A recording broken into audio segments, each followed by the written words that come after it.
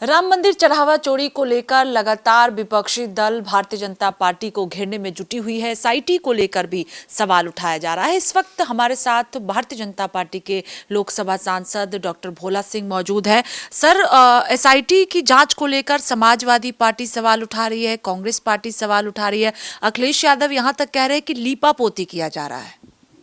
देखिए, जो जैसा होता है वैसी उसकी नीयत होती है। इन लोगों की सरकार में जो घोटाले हुए, इन्होंने लीपापोती करके निपटा दिया, किसी पे कोई कार्रवाई नहीं की है।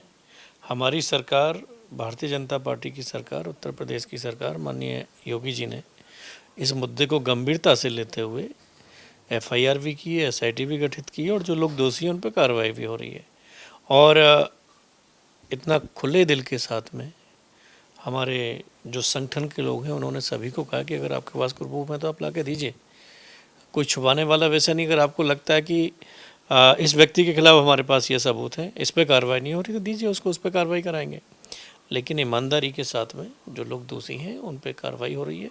किसी भी दोषी को बख्शा नहीं जाएगा। भगवान राम से जुड़ा हुआ मुद्दा है, जिसने भी गड़बड़ की है उसको अवश्य सजा मिलेगी। विपक्षी दल उच्च स्तरीय जांच की मांग लगातार कर रहे हैं। कोर्ट की निगरानी में, सिटिंग जज की निगरानी में पूरे मामले की जांच हो, क्योंकि बड़ा मामला है। अखिलेश यादव कह रहे हैं कि बीजेपी को धर्म की नहीं धन की चिंता होती है। देखिए, भारतीय जनता पार्टी है कि राम मंदिर का निर्माण कराया, जो जनता से हमारा कमिटमेंट था उसको पूरा किया।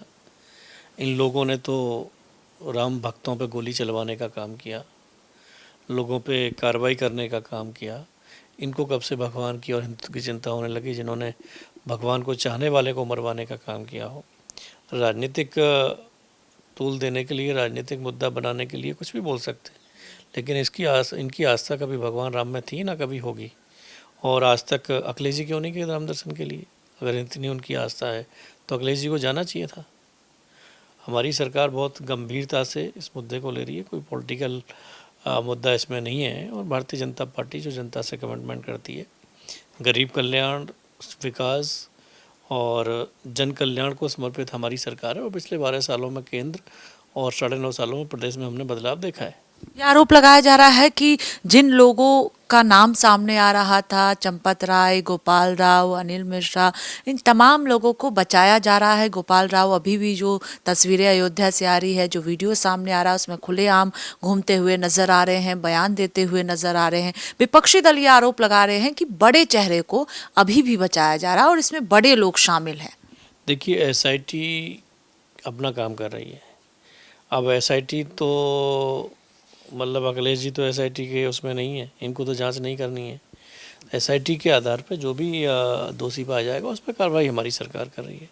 जो संस्थाएं होती हैं उनका काम वो करने का है, और संस्थाएं निष्पक्ष रूप से काम करती हैं। संस्थाएं किसी के दबाव में काम नहीं करती हैं। तो निश्चित ही जो दोषी है उसको सज़ा मिलेगी, और जो निर्दोष है उसको कैसे फंसा सकती है एसआईटी? निर्दोष व्यक्ति को किसी को फंसाना भी तो गुनाह है। तो कोई भी निर्दोष नहीं फंसेगा और कोई दोषी बचेगा नहीं।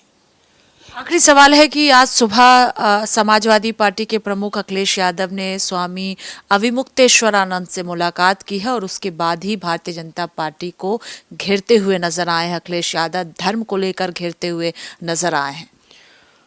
जिन लोगों ने सत्ता में रहते हुए संतों के ऊपर, राम भक्तों के ऊपर, हिंदुत्व के ऊपर अत्याचार किए हों, उन पर मार पिटाई की हो, उनको पीटा हो, आज वो लोग धर्म की बात कर रहे हैं। आज वो लोग धर्म गुरुओं को और संतों को मिलने के लिए जा रहे हैं।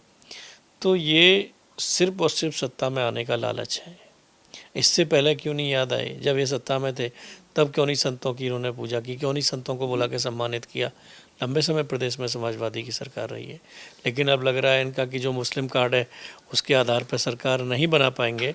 सत्ता में आने के लिए हिंदुओं की भी वोट चाहिए, इसलिए इस तरीके की गतिविधियाँ इनकी देखने में नज़र आ रही है।